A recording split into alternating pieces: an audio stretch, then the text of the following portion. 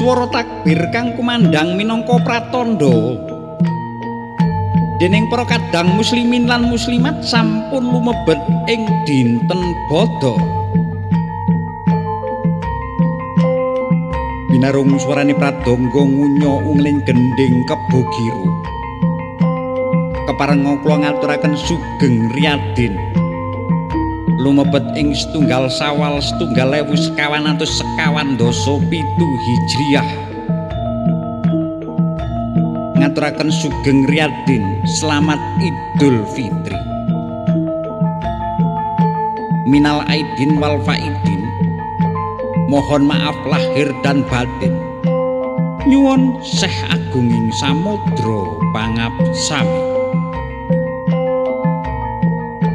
Nuwun matur sembah nuwun.